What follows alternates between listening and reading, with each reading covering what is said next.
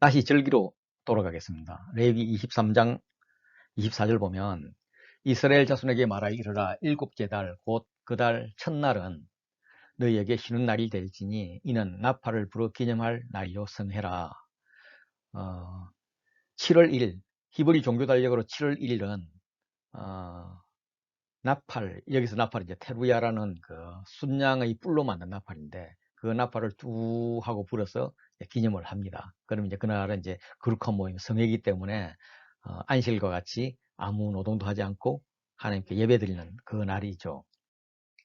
이 7월 1일은 민간 달력 혹은 농사 달력으로는 한 해의 시작을 알리는 달입니다. 이거는 이제 셀류커스 시대 이후에 새해 첫날로 삼았습니다. 그래서 이날은 뭐 단순하게 쉬는 날이 아니라 엄숙한 안식일이 되는 거죠.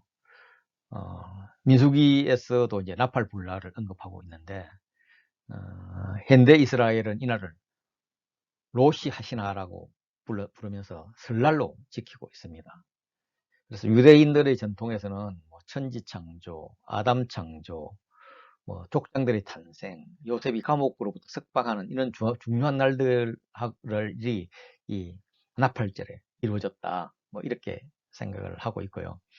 어, 이게 이제 다른 책에서도 이렇게 나팔절 이야기가 나옵니다. 1081편 3절 보면 초하루와 보름과 우리의 명절에 나팔을 불지어다 하면서 나팔절을 언급을 하고 있고 민수기 29장 1절도 일곱째 달에 이르러 그 달 초하루에 성회로 모이고 아무 노동도 하지 말라.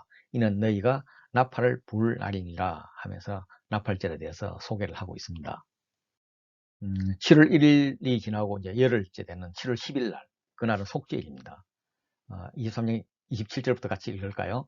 일곱째 달 열흘 날은 속죄일이니 너희는 성회를 열고 스스로 기록케 하며 여호와께 화제를 드리고 이 날에는 어떤 일도 하지 말 것은 너희를 위하여 너희 하나님 여호와 앞에 속죄할 속죄일이 됨이라.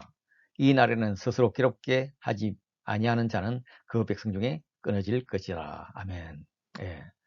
반복되는 단어가 뭐가 있죠? 예. 23장 27절에 스스로 괴롭게 하며 29절에도 괴롭게 하지 아니하는 자는 문제가 될 거야. 이렇게 얘기하고 있습니다. 32절도 한번 보시죠. 32절도 보면 이는 너희가 쉴 안식일이라 너희는 스스로 괴롭게 하고 하면서 이렇게 괴롭게 한다는 말을 하고 있습니다. 이렇게 괴롭게 한다는 말은 뭐냐면 금식하고 연관이 있습니다. 금식과 수반되는 다른 거죠. 그래서 금식과 기도 주로 이렇게 되겠죠. 이런 행위들을 말합니다. 현대 유대인들은 요나스를 이때 읽고요. 이때 이제 뭘 하는 거는 우리가 16장에서 대속죄일 제사 봤잖아요. 그거 한번 기억하면 좋겠다 싶습니다. 23장을 3장 34절 같이 읽을까요? 이스라엘 자손에게 말하 이르라 일곱째 달 15날은 초막절이니 여호와를 위하여 이래 동안 지킬 것이라. 예, 초막절 혹은 장막절 이거는 이제 7월 15일부터 22일까지 8일간 지키셨습니다. 초막절의 의미는 하나님이 출애굽부터 베푸셨던 그 은혜, 이스라엘 사람들이 광야 생활을 하면서 초막에 살았던 그것을 기념합니다. 그래서 초막에 거주한 것을 기억하기 위해서 그들은 7일 동안 집에서 살지 않고 초막에서 삽니다. 뭐 집에 있더라도 집 옥상에 초막을 설치한다든지 이렇게 하고 있습니다. 23장 26절 마저 읽겠습니다. 이래 동안에 너희는 여호와께 화제를 드릴 것이요 여덟째 날에도 너희는 성회로 모여 여호와께 화제를 드릴지니 이는 거룩한 대회라 너희는 어떤 노동도 하지 말지니라. 이 토막은 수코트를 번역한 건데 이스라엘이 출애굽해서 첫 번째 쉬었던 장소가 숫곳이거든요. 출애굽기 12장 37절 보면 이스라엘 자손이 람셋을 떠나 숫곳에 이르니 할 때 숫곳이라는 겁니다. 그리고 이제 초막은 나뭇가지로 만들어서 광야 시대의 그 임시 거처를 상징을 합니다. 그런데 광야에서는 뭐 나무다운 나무가 없었잖아요. 그래서 이제 광야에다가 나무 초막을 치면서 광야의 시대의 어려움을 기념함을 동시에 지금은 나무가 자라나는 이 가나안 땅에 살 수 있으니 얼마나 감사한가 하는 감사 체험 교육이기도 합니다. 그러니까 노예 생활을 했던 이스라엘을 이제 이집트에서 구원해서 가나안으로 인도하셨는데 가나안에서 이렇게 풍성한 이제 추수를 누릴 수 있게 된 것이 생각하면 생각하고 할수록 감사한 절기인 거예요. 그리고 이 기간 동안에 이 또 초막절 기간 동안에 하나님께서 비를 충분히 내려주세요. 그래서 어, 내려줄 걸 기원하는 거예요. 그래서 앞으로도 농사가 잘 될 거다 이런 기대를 하는 그런 날이 되는 거죠. 민수기를 보시면 각 절기들의 이제 제물들이 나오는데 초막절 기간에 드리는 제물들이 다른 절기에 비해서 훨씬 중요해요. 제가 이제 여기 절기들을 적어놨는데 예를 들어 지원은 매일 드리는 상번제와 안식일이에요. 이때 드리는 게 뭐 그냥 1년 내 순양 하나밖에 없잖아요. 어, 그리고 G2는 이렇게 월삭, 매월 첫날이라든지 무교절하고 칠칠절 이런 때예요. 이때 드리는 게 수송아지 2마리에다가 뭐 순양, 순념소 1년 순양 좀 많이 되네 7마리 이렇게 드리고요. 이 3은 이제 나팔절, 속죄일 이런 거거든요. 이때도 보면은 어, 뭐 수송아지 1마리, 순양 1마리, 1년 된 순양 7마리, 뭐 순념소 1마리 요 정도 이제 드린단 말이에요. 그러니까 초막절에는 보세요. 초막절에는 1일부터 8일까지 드려요. 1일부터 8일까지. 그러니까 사실 초막절 기간은 초막절 1일부터 7일 요 일주일이잖아요. 일주일 동안 드리는데 드리는 양 한번 보세요. 수송아지가 이렇게 13마리로부터 매일 1마리씩 이렇게 줄어듭니다. 이렇게. 예. 그리고 순양은 2마리씩이고요. 1년 된 순양은 14마리씩이에요. 하루에. 그리고 순염소 1마리씩 이렇게 드리고 그것도 모자라서 토막절이 끝나고 나서 8일째. 예, 이 8일째도 이스라엘이 성회와 안식일로 드리죠. 이때 드리는 수준이 보면은 이 나팔절이나 속죄일이나 이때랑 비슷해요. 지사명 비슷해요. 이 정도로 이 토막절은 이스라엘 백성들에게는 굉장히 중요한 절기였다. 이렇게 볼 수가 있겠습니다. 예, 초막이에요. 이제 종려나무로 이렇게 만드는 겁니다. 예, 이거는 마을 단위로 이렇게 토막들을 만들어 놓고 이렇게 사용하도록 그렇게 해놨습니다. 이스라엘의 절기를 좀 정리하고 가겠습니다. 먼저 이스라엘 기후를 보면 금교와 우기로 뚜렷하게 나눠진다고 해요. 그래서 겨울은 우기, 여름은 건기입니다. 우리나라는 반대의 형태를 가지게 되죠. 그래서 초막절이나 그 기간이 조금 지나자마자 그때 이제 이런 비가 오면 이제 본격적으로 우기가 시작되어서 농사철이 시작되는 겁니다. 이런 비가 오고 나서 2, 3주 정도 되면은 온 들판 이제 푸르게 이렇게 변하게 되는데 그때 농부들이 이렇게 파종을 합니다. 그리고 나서 겨울 동안에 비가 많이 오고 그때 이제 곡식들이 자라죠. 그리고 이제 봄이 되면은 3, 4월이 되면 어, 늦은 비가 오고 아주 가벼운 비죠. 봄비라고 그러죠. 그때 오면 이제 그때쯤 이제 곡식이 있게 되는 겁니다. 이제 이 기간 동안에 있는 그 절기들 이제 14일에 유월절, 그리고 15일부터 일주일 동안 무교절, 중간에 초실절 이것들을 이제 봄의 절기라고 그렇게 이야기합니다. 물론 이제 이게 이제 조금 50일 후의 칠칠절, 맥추절, 오순절과도 연결이 되겠죠. 늦은 비 이후에 계속 건조기였었습니다. 건조기였고 이제 7월 1일에 이제 나팔절이 시작하죠. 나팔 우하게 하고 불면 어, 나팔절이 시작되고 그리고 7월 10일이 우리가 잘 아는 대속죄일입니다. 속죄일이고 그리고 15일부터 21일 날 초막절을 지키죠. 이 초막절 기간 동안 혹은 초막절이 끝나자마자 비가 내리는데 이게 이제 이른 비입니다. 예. 그래서 이른 비가 옴으로 인해 가지고 이제 건기가 끝나고 다시 우기가 시작되는 거죠. 이 기간 동안에 이 기간 이후에 보면 그 성경적으로 9월 키슬레브의 한우카 나오잖아요. 한우카. 수전제라고 그렇게 이야기를 하죠. 이 부분은 이제 성경에 나오지 않고, 물론 이제 요한복음에 수전제이 나오긴 나오네요. 나오지 않고, 그래서 이 부분은 신구약 중간사를 좀 보셔야 좀 이해가 될 거고요. 그리고 이제 아달월 12월 달에 불임절 나오잖아요. 이 불임절은 이제 에스더서의 그 기원이 나와 있죠. 그거 같이 보시면 될 것 같습니다. 이 금기 동안은 이제 오년 과실나무들이 이제 결실을 하고 가을 추수기에 이제 나팔절, 속죄일, 초막절을 이제 지키는 이런 상황입니다. 이런 절기들을 한번 정리를 해봤고요. 초막절을 조금 더 소개를 하도록 하겠습니다.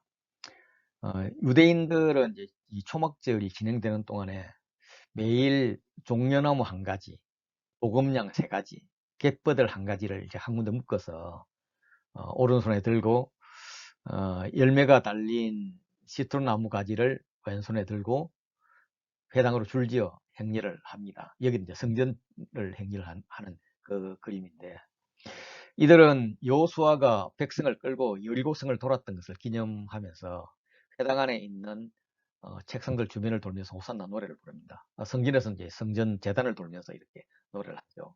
그리고 이제 마지막 날에는 여리고성 함락 그 마지막 날을 기념해서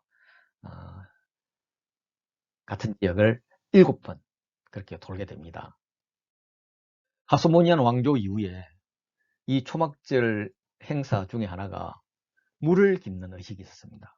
그래서 초막절 1일부터 6일은 아침 제사 때 제사장들이 앞장서고 성전에 그때 제사 지내러 온 유대인들이 동참해서 행렬을 이루어서 실로암 못에 가서 물을 깃습니다. 그러다 그 길 길어서 성전 재단에 붓는 거죠. 그렇고 제산 도의를 주위를 돌면서 호산나를 불렀죠.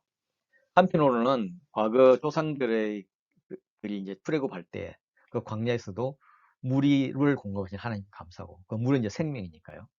또 한편으로는 지금까지 이제 건기였단 말이에요. 그래서 이제 다시 우기가 시작돼야 되는데 앞으로 내일 주실 풍족한 비에 대해서 예식을 올렸습니다. 뭐 나쁘게 이야기하면 기구제 내는 거예요. 그리고 초막절 7일은 7번 행렬을 한다고 했잖아요. 물긴 행렬도 7번이었습니다.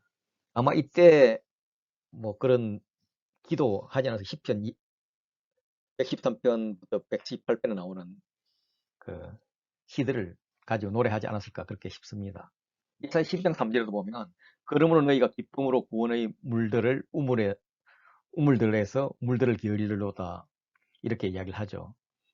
그래서 이 예식 기간 중이나 직후에 이른 비라고 불리는 많은 비가 내려서 건기가 끝나고 조금 지나서 이렇게 씨를 뿌리게 되죠. 초막절 7일 예식이 끝나고 이제 8일째를 명절 끝날이라고 부르잖아요. 이날도 이제 일체 노동을 하지 않죠. 노동을 하지 않고 그냥 회중들이 모여서 성회로 모여가지고 하나님께 제물 드리면서 이제 절기를 마무리하는데 일주일 동안 이제 물 갖다가 재단에 붓는 그런 예식을 하는데 이날 하지 않는단 말이에요. 그런데 이제 이날에 명절 끝날에 요한복음 보면 예수님께서 나타나시잖아요. 그래서 제가 요한복음 7장 37절 읽어드릴게요. 명절 끝날 곧 큰 날에 예수께서 서서 외쳐 이르시되 누구든지 목마르거든 내게로 와서 마시라. 니네들이 기우제 지내고 별것 다 해봤지만, 그리고 또 그때 비가 왔는지 안 왔는지 모르는데 아마 그때는 예수님이 이 말씀할 때 비가 안 왔을 가능성도 있는데 그렇게 기우제 지내지만 그거 해마다 할 거냐? 물은 성전 재단에 갖다 붓는 게 아니라 성전 문지방에서 나와야 되는 거다. 그래서 7장 38절을 보면 요한복음 나를 믿는 자는 성경의 이름과 같이 그 배에서 생수의 강이 흘러나올라 라고 이야기를 합니다. 예, 이 그림은 이제 초막절에 버드나무 세우기 하는 거고 또 이렇게 종려하고 이렇게 들고 행진하는 것 보이시죠? 그리고 이제 그 제단 위에는 이제 물도 주고 술도 붓는 뭐 이런 어, 의식들을 했던 것 같습니다. 또 하나는 버들가지로 성전 바닥치기를 합니다. 그리고 막 버드나무를 막 어겨버려요. 죄를 이렇게까지 지어버렸겠다는 거죠. 제 시기를 보면 7월 1일 날 나팔절 해서 새해를 시작하면서 7월 10일 날 대속죄를 해서 다 모든 죄를 속했잖아요. 속하고 나서 어, 명절 끝날 어, 어, 토막대 7일 날 이렇게 버드나무 가지를 어기면서 이제 더 이상 우리에게 죄는 없다 막 이렇게 하는 거죠. 물에 대한 의식 외에 이제 불에 대한 의식도 있었는데 초막절 절기 첫날이 끝나갈 때 사람들이 이제 여인의 뜰로 내려갔습니다. 그곳에 이제 황금등이 있었는데 그래서 이제 그 젊은이들이 그곳에 이제 기름 종지에다가 기름을 가득 채우고 또 심지는 불태울 심지는 제사장들이 입던 바지나 앞치마 같은 걸 가지고 이제 만들었대요. 그래서 여기다 불을 피우면 이 불이 얼마나 밝은지 예루살렘 뜰이 밝히지 않은 곳이 한 군데도 없었다. 뭐 이 정도로 이렇게 밝았다 봐요. 물론 이제 그 한국인 못지않게 유대인들도 뻥이 좀 셉니다. 근데 그만큼 밝았다는 거죠. 이때 이제 경건한 사람들, 어려운 행실로 잘 알려진 사람들이 무리들 앞에서 손에 횃불을 들고 춤을 춥니다. 그들 앞에서 찬양을 불렀습니다. 이거는 이제 광야 생활할 때 불기둥을 재현한 것이기도 하고 또 하나는 이후로 이제 그 해가 짧아져 가니까 그 빛에 대한 아쉬움, 붙잡고자 하는 마음 뭐 이런 것들이 같이 있다고 하는데 어쨌든 이 초막절은 백성들이 성전에 들어갈 수 있는 유일한 날이에요. 그래서 이날은 온전히 즐겨야 되는 거예요. 그래서 춤추면서 황홀경에 빠져야 되는데 그래서 아까 말씀드렸던 경건한 사람들, 점잖은 랍비들도 나는 이것이 너무 기뻐 하고 황홀경에 빠졌어를 증명할 수 있을 정도가 되어야 되는 거죠. 그렇게 좀 어떻게 보면 또 좀 문란했다고 볼 수도 있잖아요. 그러니까 이제 사건이 생길 수도 있는 거예요. 어떤 사건 기억나세요? 요한복음에 보면 가늠한 여인 사건이 나오는 거예요. 네. 그들을 끌고 왔습니다. 물론 이제 예수님에게 이제 올무를 씌우기 위해서 하는데 예수님 돌로 칠까요? 어떡할까요? 뭐 계속 따지는 거죠. 예수님은 땅바닥에 글을 쓰고 있고요. 주님은 죄 이야기를 하죠. 죄 없는 자가 먼저 돌로 치라.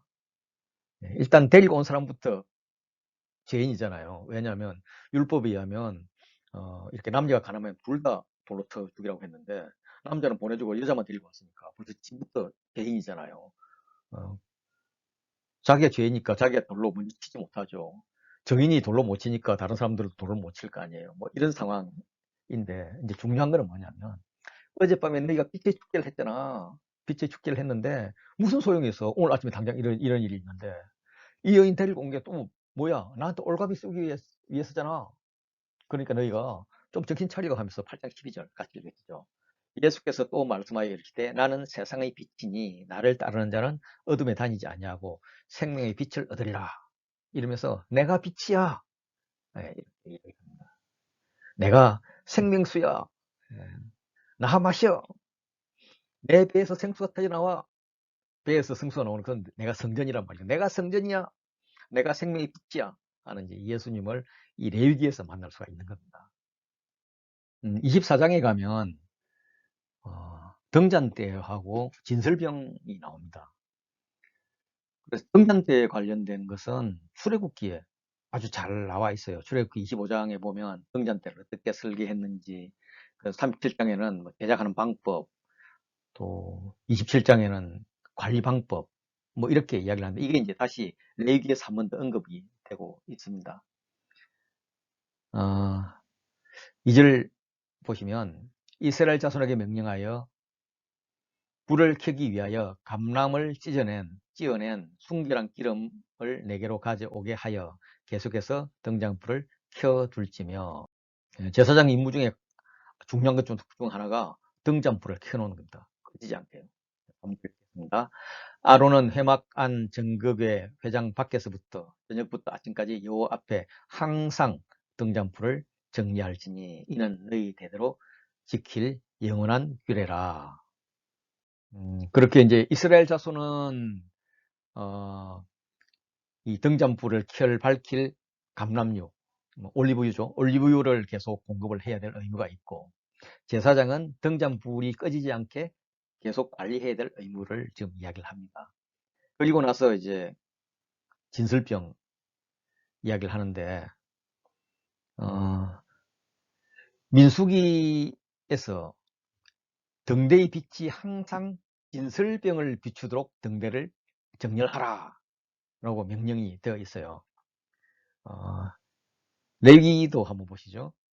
5절 보면 너는 고운 가루를 가져다가 떡 12개를 굽되, 이제 12개는 이스라엘 족속을 상징하잖아요. 각 덩이를 10분의 2 에바로 하여 여호와 앞 순결한 상 위에 두 줄로 한 줄에 6씩 진열하고 안식일마다 이 떡을 여호와 앞에 항상 진설할지니. 안식일마다 가라 진설하라는 거죠.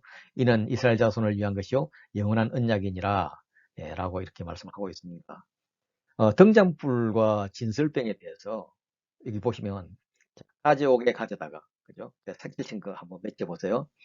여호와 앞에 항상 정리할지니 진설하고, 이렇게 같은 단어를 사용했어요. 개역 개정에서는 단어들이 조금 달랐지만은 원문은 같은 단어를 사용을 해요. 예, 그래서 제가 표 만들어 놓은 거 한번 보세요.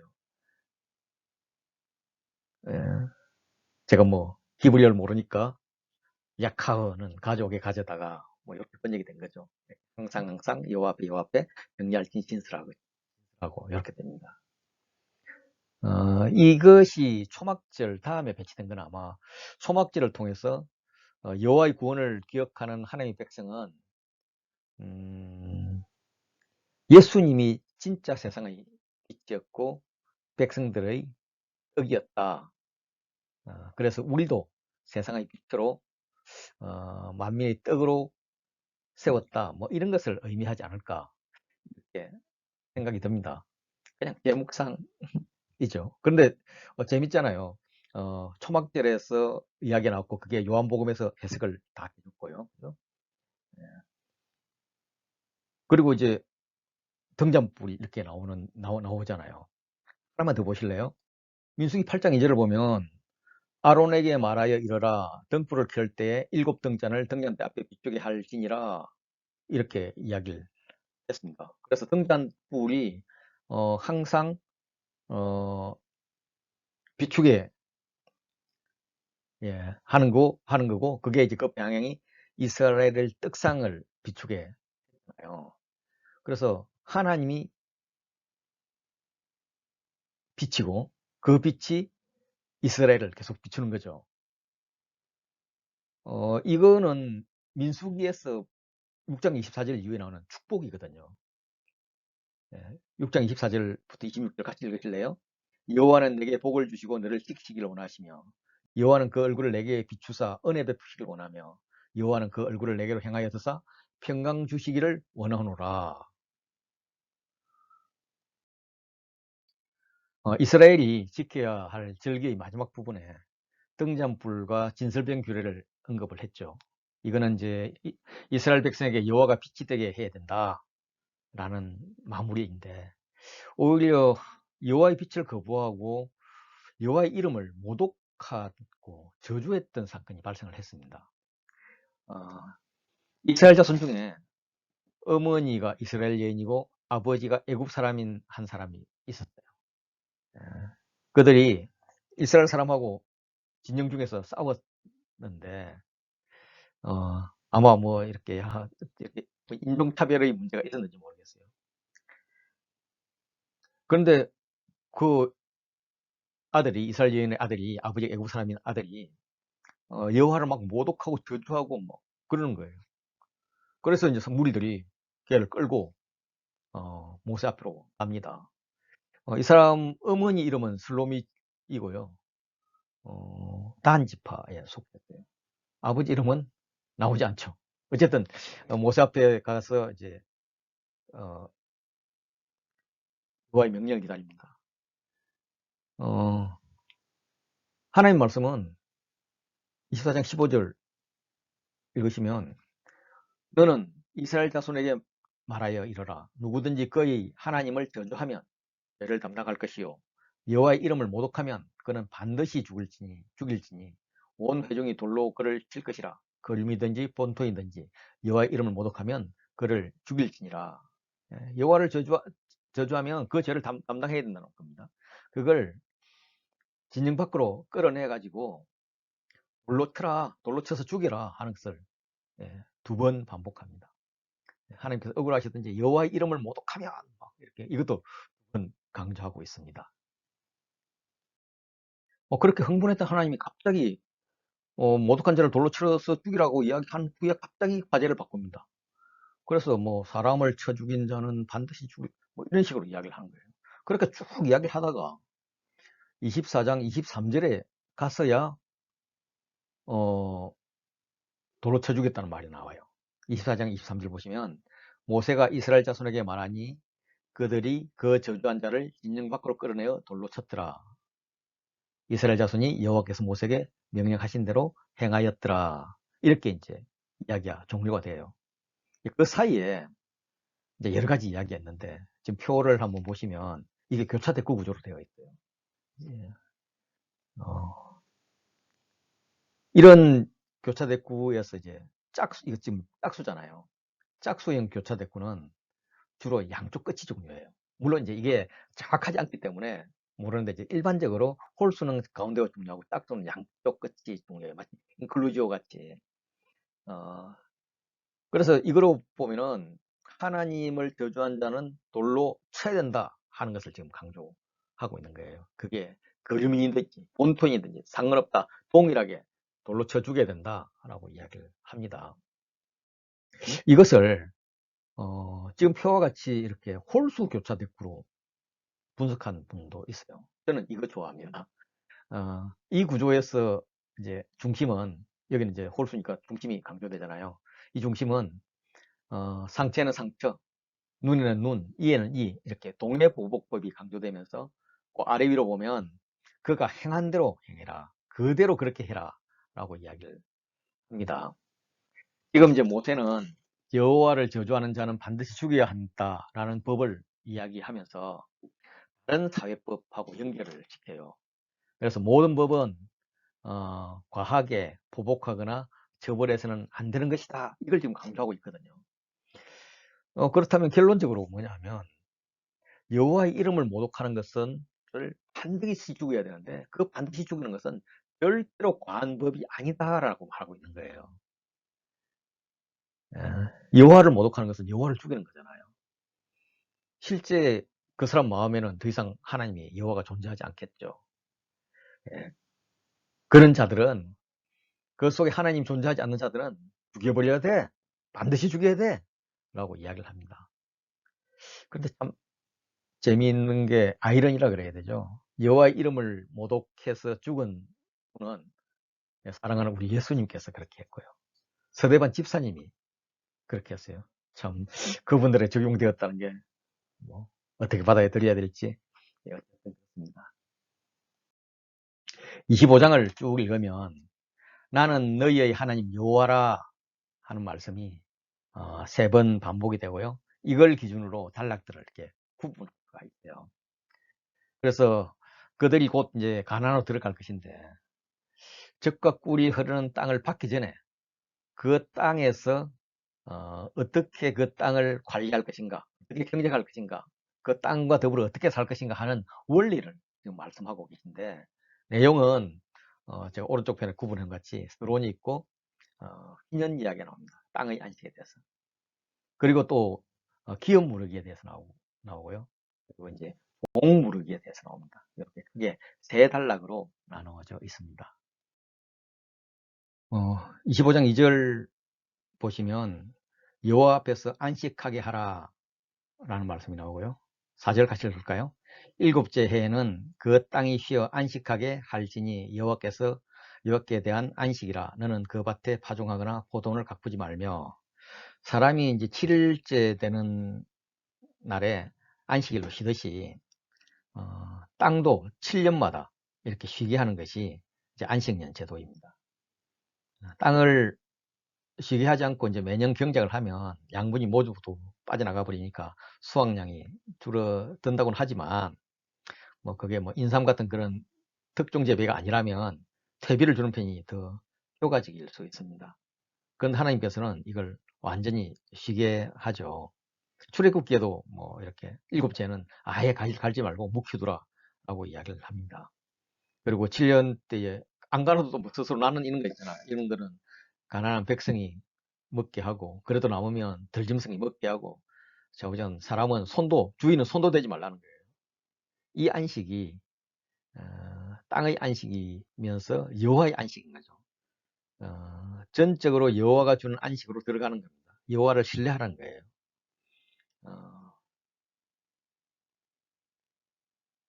또한 8절 보시면 휘년 이야기를 합니다. 10절 같이 읽을까요?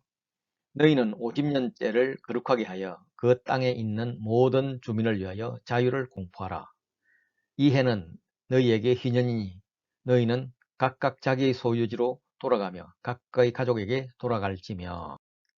이 휘년에 대해서는 조금 있다가 다시 한 번 더 설명을 드리도록 하고요. 먼저 안식년부터 조금 이야기를 하고 있습니다. 안식년은 한마디로 말해서 굉장히 모험입니다. 이 땅에서 부자가 되지 않겠다 하는 결단이죠. 1년마다 한 번씩은 유목민 시절로 돌아가는 거예요. 그래서 경작하는 땅을 포기하고 유목민으로 돌아가는 거예요. 자신들의 정체성이 유목민, 즉 나그네임을 잊지 않는 겁니다. 그래서 부자로 살지 않겠다는 이야기예요. 우리는 뭐 전부 다 정착해서 사는데 다 익숙하지 않습니까? 정착해서 사니까 결국 뭐 아파트 평수 넓히고 거기다가 뭐 많이 갖다 쌓아 놓잖아요. 그렇지만은 선교지로 다니는 분들이나 이런 계속 떠돌아다니는 분들은 가방이 가볍죠. 이 강의를 듣는 여러분들 어떤지 모르겠습니다. 저도 가볍게 하려고 하는데 잘 안 돼요. 그런데 우리의 정체성이 나그네잖아요. 이 땅에 잠깐 실습하러 왔을 뿐이지 우리가 가야 될 것은 영관 도성은 하나님 곁에 있잖아요. 하늘나라에 있잖아요. 이제 그 개념을 계속적으로 지금 심어주고 있는 겁니다. 동시에 농토가 없는 자에게 식량을 주는 거죠. 그 7년 뭐 물론 이제 농사를 지을 때도 은비를 남겨가지고 식량을 주지만 그 7년째 그냥 스스로 자라는 것은 남들이 먹게 하고 하라는 겁니다. 이거는 하나님을 신뢰하지 않으면 할 수가 없는 거죠. 예, 토지 무르기 이야기 좀 할까요? 5장 23절 읽으면 토지를 영구히 팔지 말 것은 토지는 다 내 것이니라. 너희는 거류민이요 동가는 자로서 나와 함께 있느니라. 너희 기업의 온 땅에서 그 토지 무르기를 허락할지니. 토지는 하나님 소유입니다. 영원히 팔 수가 없는 거죠. 단지 다음 10년까지 빌려줄 수는 있습니다. 그런데 이제 그 땅은 또 언제든지 빌려줬다가 무르기를 할 수 있다는 이야기죠. 이 토지가 하나님 거라는 것에 대해서는 우리가 참 분단된 나라에 사는 자로서 한번 생각해 봐야 돼요. 북한은 지금 토지가 국유화잖아요. 우리는 다 사유화됐고요. 그럼 두 나라가 통일되면 어떻게 될까요? 막 우리나라 이 땅값에 재미를 봤던 땅 부자들이 막 북한 땅 사러 가면 어떻게 될까요? 그래서 우리가 이 토지가 하나님 거라는 그런 기본적인 사상을 가지고 통일 준비를 해야 된다고 생각을 합니다. 이 부분에 대해서 예수원을 비롯해서 많은 곳에서 준비를 하고 있지만 우리도 이걸 같이 연구해야 될 것, 그래서 성경의 원리로 돌아가야 될 것이 우리의 과제 중에 하나라고 생각을 합니다.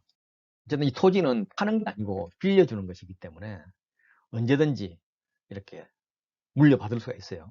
그래서 이걸 이제 3단계로 구분을 하는데 첫째는 형제가 가난해서 땅의 일부를 팔았으면 가까운 기업 물을자가 대신 갚아줍니다. 이걸 이제 고엘이라고 합니다. 고엘. 기업 물을자라고 하죠. 2단계로는 만일 고엘이 나타나지 않으면 판자가 판자가 돈을 벌어서 물을 수 있습니다. 그런데 현실적으로 보면 땅이 있을 때도 먹고 살기 힘들어서 일부를 팔았는데 나머지 땅에서 농사를 지어서 판 땅을 살 돈을 모을 수 있을까? 오히려 먹고 살기가 더 어려워져서 나머지도 이렇게 팔 수밖에 없는 그런 상황이 될 거다. 물론 이제 뭐 농사를 짓는 게 장사를 한다든지 특별한 하나님 은혜가 있으면 모르죠.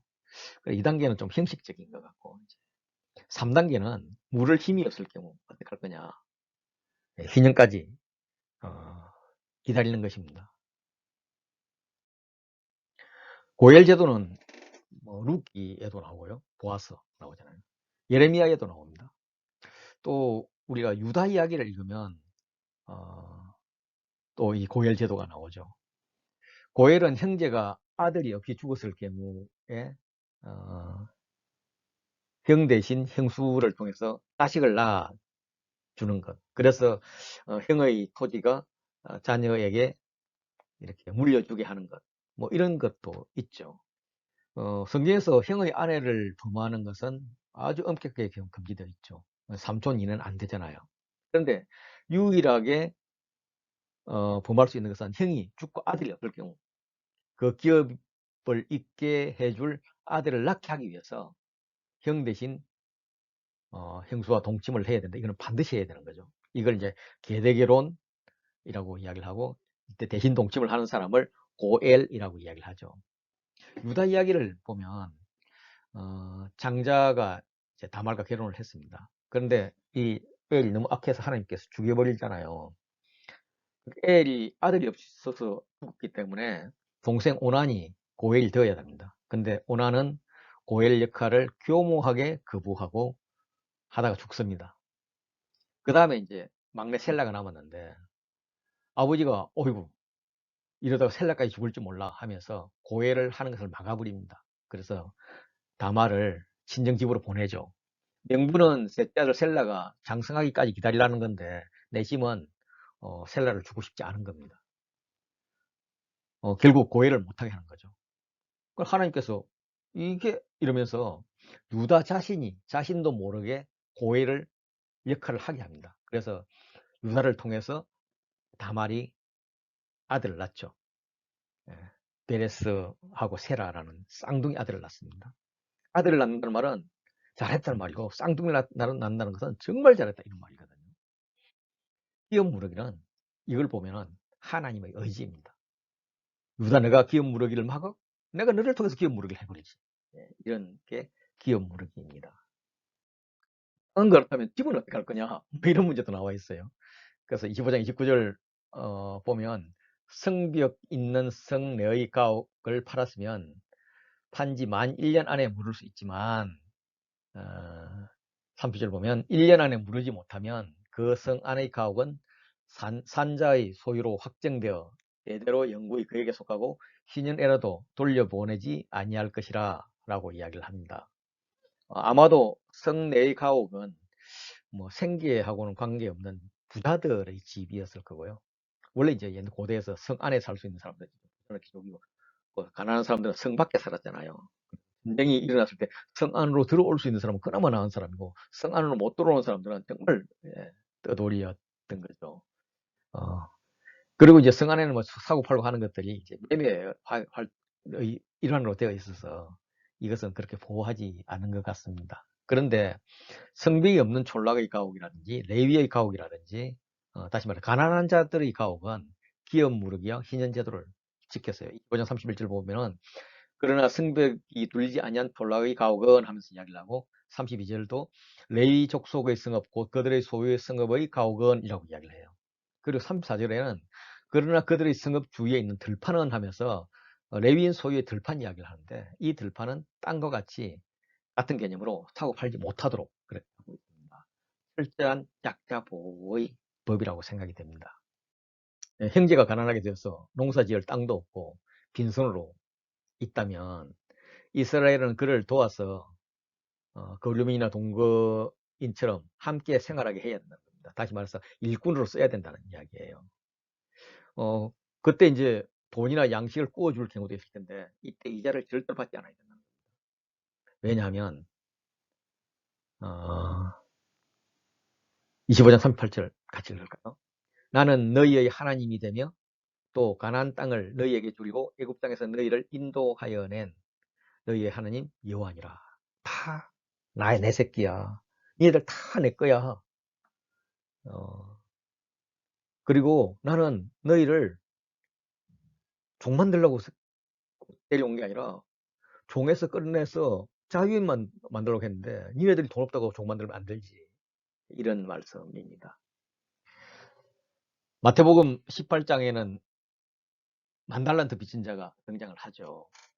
주인으로부터 만달란트를 탕감을 받습니다. 은혜를 받았죠. 그러면서 100데나리온 빚진 자에게는 빚 갚으라고 감옥에 넣잖아요. 예. 정말 큰 은혜를 모르는 자. 예. 이런 자에는 주인도 노하고 그 빚을 갚으라고 이렇게 옥에 넣어버렸죠. 예. 지금 이런 이야기를 하고 있는 것 같습니다. 형제에 대해서 어떻게 할 거냐. 예. 형제를 도와라. 형제가 살 수 있게끔 해주라. 라고 이야기를 합니다. 그 형제의 상황이 점점 더 나빠져서 종이 될 수밖에 없는 그런 상황이 되면 그를 종으로 사게 되지만 종으로 부려서는 안 된다. 이런 말을 합니다. 품꾼이나 동거인 같이 그렇게 휘전까지 섬기게 하라는 거죠. 25장 40절 같이 읽으실래요? 품꾼이나 동거인 같이 함께 있게 하여 휘전까지 너를 섬기게 하라 라고 이야기를 합니다. 종이 필요하다면 이방인 중에서 사오면 돼요. 그런 이방인 종은 소유가 되어서 후손까지 물려줄 수가 있습니다. 그런데 동족의 종은 그러면 안 된다는 거죠. 인연이 되면 풀어주라는 거예요. 음악에 부리면 안 된다고 계속 강조하고 있습니다. 최악의 상황은 그러게 유대인 종이 이방인 중에 거류민이나 동거인에게 팔려서 종이 되는 경우도 있습니다. 이때는 경제적인 문제일 뿐만 아니라 신학적인 문제도 아주 심각하게 되죠. 이방인에게 종으로 팔린다는 것은 팔리는 당사자뿐만 아니라 이스라엘 백성에게도 부끄러운 일이 됩니다. 그래서 그는 속량받을 권리가 있는 겁니다. 물론 자수성가해서 돈을 갚을 능력이 있으면 좋겠지만은 그런 가능성 거의 없다고 봐야죠. 그래서 주변에서 구속해줘야 되고요. 당장 돈이 없으면 나중에라도 구속을 해야 되고요. 그게 안 되면 10년까지 기다려야 된다는 거죠. 그래서 희년의 제도를 좀 더 다시 한번 더 보면 25장 54절 55절 읽으시면 그가 이같이 속량되지 못하면 희년에 이르러서는 그와 그의 자녀가 자유하리니 이스라엘 자손은 나의 종들이 됨이라. 그들은 내가 애굽 땅에서 인도하여 낸 내 종이요 나는 너희의 하나님 여호와니라. 여기서 종이라는 것은 참 자유자를 말하겠죠. 종은 하나님의 보호를 받는 자를 말하죠. 예. 너희는 나의 보호를 받는 내 새끼들이야. 근데 너희들끼리 서로 뭐 이렇게 하면 안 돼. 어쨌든 희년되면 속량해줘 라고 말씀하시는 겁니다. 이스라엘 역사에서 희년은 한 번도 시행이 안 됐다고 그렇게 이야기를 합니다. 그러면 희년을 가져올 메시아는 누구인가? 예. 그걸 이제 예수님께서 메시아로 오셔가지고 처음 누가복음에서 첫 설교를 한 것이 4장인데 주의 성령이 내게 임하였으니 가난한 자에게 복음을 전하게 하시려고 내게 기름 부으시고 나를 보내사 포로된 자에게 자유를 눈먼 자에게 다시 보게 함을 전파하며 눌린 자를 자유롭게 하고 주의 은혜의 혀를 전파하게 하려 하심이라. 이렇게 말씀하세요. 그거 어디 나오는 거야? 예, 이사야서 61장 1절 2절에 나오는 거예요. 다시 말해서 이 희년을 가져올 메시아에 대해서 이사야가 예언을 했고 지금 예수님께서 오셔서 누가복음 4장 21절 보면 이 글이 오늘 너희 귀에 응하였느니라 내가 은혜의 해를 선포하는 메시아야 라고 말씀을 하시는 겁니다. 이사야로 25장까지 본문이 끝났고 이제 26장에서 이제 축복과 저주를 이야기하고 27장에는 무르기를 이야기를 할 겁니다. 축복과 저주 26장 한번 보도록 하죠. 26장 1절 2절은 명령을 요약합니다. 준행해야 될 명령의 기반은 여호와 하나님을 인식을 하고 우상을 섬기면 안 된다. 안식일을 지켜야 된다. 하나님의 성소를 경외해야 된다 하는 것을 이제 기반으로 하고 이 계명을 지킬 때는 축복이다 라고 이야기합니다. 제일 먼저 주실 축복은 비와 풍성한 수확이에요. 가난한 지역은 비가 많이 오지 않습니다. 그래서 그리고 이제 뭐 이렇게 큰 나일강이라든지 유프라테스 강 이런 큰 강도 없습니다. 그야말로 하늘만 보고 살아야 되는 그런 천수답입니다. 그래서 제가 절기 때 설명드렸던 그런 이른 비와 늦은 비가 와줘야만 이게 농사가 가능하고 풍년도 기대가 되는 거지. 그게 없으면 안 되거든요. 근데 축복의 체험은 내가 이른 비와 늦은 비를 주겠다는 거예요. 비와 풍성한 수확을 주시겠다는 거예요. 두 번째는 그렇게 농사가 잘 돼도 다른 나라가 와가지고 쑥대밭을 만들어 버리든지 다 뺏어가 버리면 소용없잖아요. 그래서 순종하는 자에게는 평화를 주겠다는 겁니다. 뭡니까? 전쟁의 피해를 주지 않겠다는 거예요. 심지어 사나운 짐승의 피해도 받지 않겠다는 거예요. 창세기에서 약속하셨던 번성하고 창대하게 될 것을 약속을 한 겁니다. 그래서 아마 곡식들이 남아 돌아갈 거예요. 그리고 이제 세 번째 주는 축복은 하나님과 백성 관계를 유지합니다. 그래서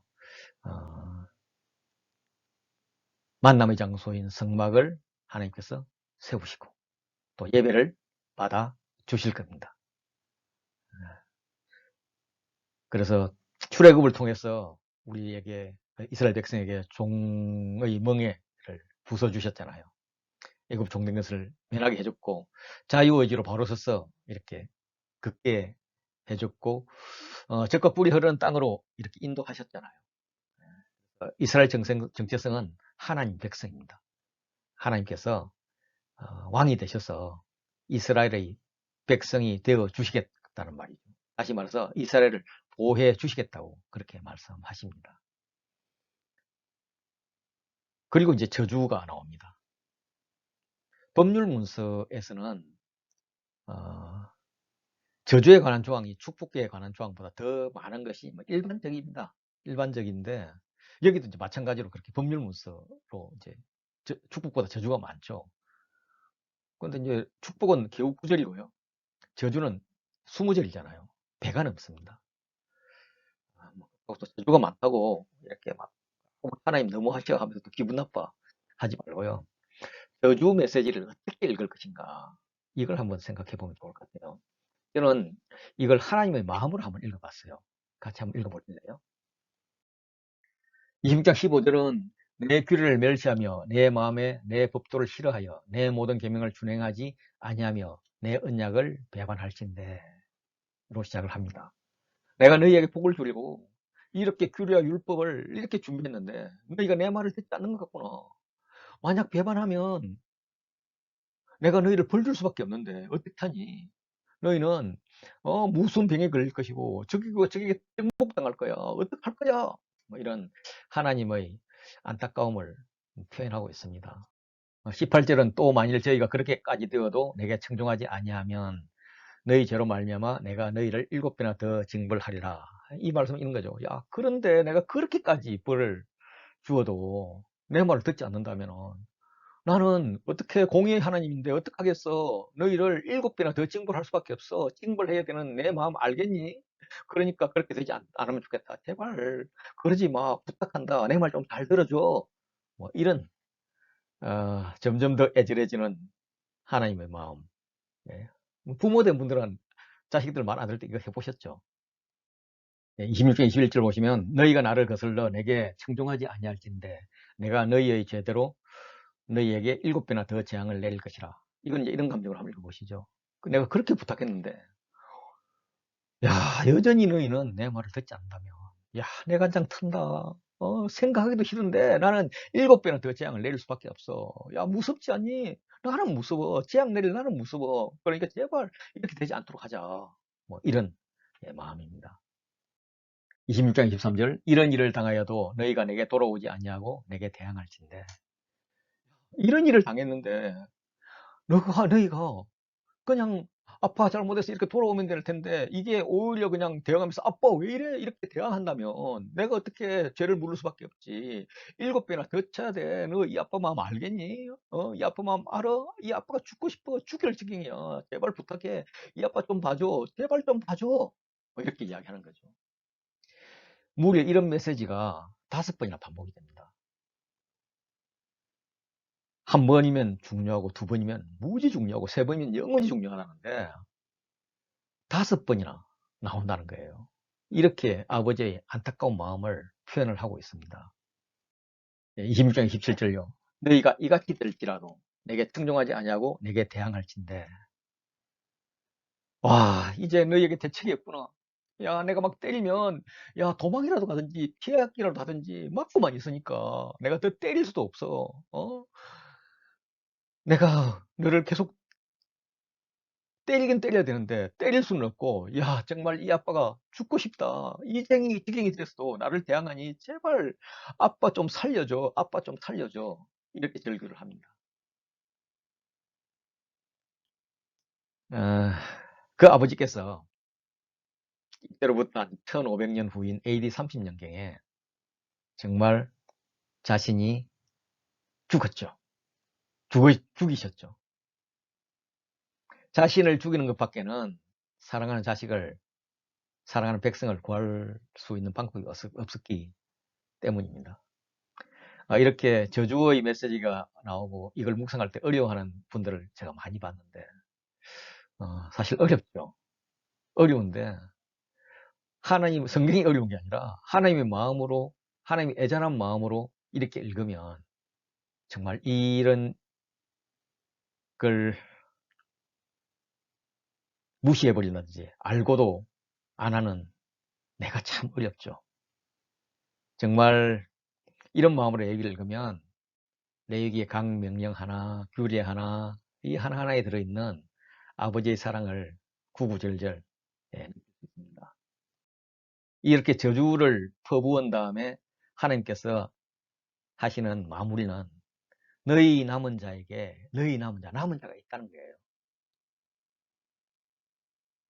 이스라엘은 가나안 사람들이 못된 짓을 해서 땅이 안식을 누리지 못하고 땅이 가나안을 뱉어내어 버렸어요. 그 자리에 이스라엘이 간 거예요. 갔는데 거기에서 또 이스라엘이 땅을 더럽게 해가지고 땅이 이스라엘을 뱉어낼 지경인 거죠. 물론 이제 지금 이야기는 아니지만 이제 앞으로 그렇게 되잖아요. 이제 그걸 그렇게 안 되도록 하나님께서 말씀을 하시는 거거든요. 그러면서 그럴 때도 남은 자가 있다라고 이야기하는 거예요. 그 남은 자는 원수들이 땅에 있다. 예루살렘 남은 자가 아니라 포로로 끌려간 자이다. 그들은 세전해지지만 그들이 죄의 결과를 깨닫고 자기 죄를 자복하고 마음을 낮추고 죄악의 행보를 기쁘게 받으면 하나님께서 이스라엘 조상들과 맺은 언약을 기억하고 그 땅을 기억할 것이다. 이렇게 회복의 조건들을 이야기하면서 회복을 말씀하세요. 그러니까 너희가 나중에 혹시 저주문에 나와 있던 그 상황이 되면은 그때라도 남은 자가 되어서 죄를 잡았다. 그때 아마 너희는 마지막 단계로 포로로 끌려가 있을 거야. 그러면 그 이유를 깨달아라. 네. 그리고 그 형벌 잘 극복해라. 인내로 버티면 된다. 그러면 하나님께서 너를 버리지 아니하고 미워하지 않고 아주 멸하지 아니하고 언약을 폐하지 않고 결국 너를 붙들어 줄 거다. 마무리를 합니다. 감사하죠. 예. 27장은 부록인데 이제 서원 무르기를 이야기를 하고 있습니다. 서원하면 저는 야곱이 생각이 나요. 야곱은 에스를 피해서 도망가면서 만일 하나님이 그를 안전하게 집으로 돌아오게 하면 11조를 드리겠다라고 서원을 합니다. 공경에 빠졌을 때 하는 이런 서원은 서원이라기보다 흥정이잖아요. 위기에 벗어나 버리면 잊어버리거나 서운한 것을 흥정하려 하는 겁니다. 그래서 27장의 목적은 성급한 서원을 하지 못하도록 하는 데 있습니다. 그래서 서원자의 마음이 바뀌면 서원한 것보다 더 비싼 값을 치르도록 요구하고 서원을 하고 이행하라고 촉구합니다. 서원이 왜 축복과 저주 다음에 나올까? 추측할 수 있는 것은 26장의 축복과 저주는 하나님의 서원이고 하나님이 반드시 지키실 것이다.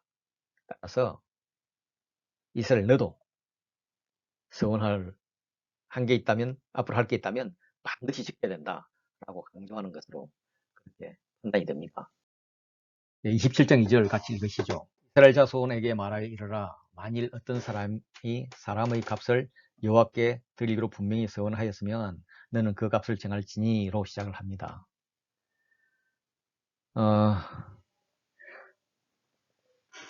어쨌든 서원을 했다 그러면 자기 몸값을 어떻게 정할 것인가.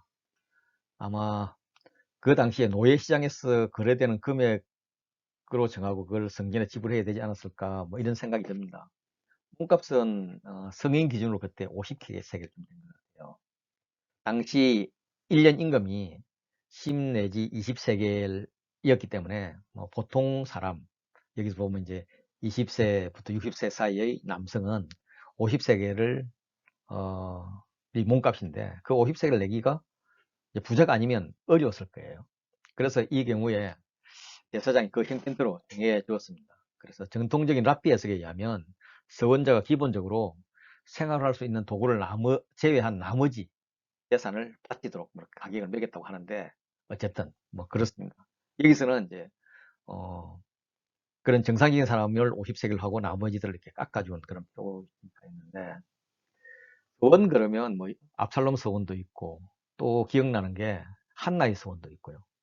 입다의 서원이 좀 유명하잖아요. 한나의 서원은 아름다운 그런 서원이지만 예. 입다의 서원은 명백한 죄이죠. 이 못난 아버지가 남자라고 남자가 여호와께 한 서원은 반드시 지켜야 된다. 뭐 이렇게 이야기를 하면서 딸을 죽이게 되는데 남자가 한 서원을 꼭 지켜야 된다 그러면 그 남자가 한 서원이 만약에 율법을 어기는 거라면 무효가 되어야 되는 거죠. 그래서 서원을 통해서 율법을 어기는 것은 말이 되지 않는 거죠. 서원보다는 하나님 법이 더 우선이기 때문에. 그래서 입다가 전쟁에 돌아와서 전쟁에서 이기고 돌아오면은 가장 먼저 나와서 맞이하는 자를 바치겠다라고 한다는 것은 정상적이라 그러면 그 사람을 죽여서 바치는 게 아니라 몰래 계산이 안 되잖아요. 그 사람의 목숨에 해당되는 몸값을 내야 된다는 거죠. 그러면 그때 입다의 딸이 몇 세겔 내야 됐을까? 그러면 뭐 보나마나 5 내지 20세였을 거고 여자는 10세겔. 그 10세겔 드리면서 하나님 제가 말 잘못했습니다. 이러면 됐을 것 같다가 이 용사가 그렇죠. 예. 이어서 이제 가축의 서원, 집의 서원, 밭의 서원, 초태생 서원, 온전히 바쳐진 사람, 뭐 11조의 서원 무르기, 뭐 이런 것들을 이야기를 합니다. 서원 무르기에 대한 규정은 이렇게 이야기를 하고 있어요. 그런데 한번 보세요. 대부분 다 5분의 1을 더할지니라, 5분의 1을 더할지니, 뭐 이런 말이 계속 반복이 되잖아요. 그러니까 서원 무르기에 대한 규정은 하고 있지만은, 야, 너 서원 한 만큼 낼래? 아니면 5분의 1을 더해서 120% 낼래? 이렇게 묻는 거거든요. 서원 한 것만 낼래? 바꿔가지고 120% 낼래? 뭐 120% 내든지, 뭐 이런 말이에요. 물을 필요도 없이, 예, 서원한 거 꼭 지켜. 이런 말씀을 하고 있는 것 같습니다. 그런데 이제 이런 생각 한번 해보면 좋죠. 사고는 때가 쳤는데 감당은 내가 해야 될 그런 경우 있잖아요. 이제 민수기에서 그 해법을 제시를 해요. 30장 3절 보면 또 여자가 만일 어려서 그 아버지 집에 있을 때에 결혼하기 전에 여호와께 서원한 일이나 스스로 결심하려고 한 일이 있다 하자. 그러나 그의 아버지가 그것을 듣는 날에 허락하지 아니하면 그의 서원과 결심한 서약을 이루지 못할 것이니 그의 아버지가 허락하지 아니하였은즉 여호와께서 사하시리라. 그래서 이제 권위자인 아버지가 허락하지 않으면 괜찮아. 네가 한 거 그냥 물려도 돼. 예, 이렇게 이야기를 합니다. 나중에 이제 결혼을 하게 되면 남편이 알게 되죠. 남편이 니네 아버지는 할 수 있을지 몰라도 나는 안 돼. 라고 한다면 역시 무효가 됩니다. 결혼을 해가지고도 310절 보시면 성혼을 했는데 근데 남편이 딱 듣고 나서 그거 아닌데 그렇게 이야기를 하면 그게 무효가 됩니다. 이렇게 하나님의 법은 참 약자들을 위해서 이렇게 만들어 놓은 것 같아요. 이렇게 레위기는 하나님께서 시내산에서 모세에게 주신 법입니다. 그래서 레위기에 계속적으로 시내산에서 모세에게 말씀하셨다라는 말이 나오고 마지막 절, 이 마지막 장 마지막 절 7장 34절에도 시내산에서 하신 명령이라고 말합니다. 우리 큰 소리로 마지막을 34절 같이 읽으실까요? 시작. 이것은 여호와께서 시내산에서 이스라엘 자손을 위하여 모세에게 명령하신 계명이니라. 아멘. 아멘. 이 계명들을 우리가 어떻게 지킬 것인가? 가장 먼저는 하나님의 마음으로 재해석하면 좋겠다라는 거고요. 조금 더 신약적인 측면에서 오면 예수님께서 산상수훈 그 마지막 부분에 너희는 이렇게 말하였으나 나는 이르노니 하면서 구약의 율법을 이야기하면서 재해석해주는 그런 거 있잖아요. 그 관점에서 그 율법 그 자체를 지키는 것이 중요한 것이 아니라 율법을 만들어지게 된 그 원리, 근본 원인을 제거해야 된다. 이런 관점으로 묵상하고 정리하면 이제 계명에 대한 현실적인 적용이 될 거라고 생각을 합니다. 참 긴 시간이었죠. 끝까지 들어주신 여러분들 축복합니다. 네, 감사드립니다.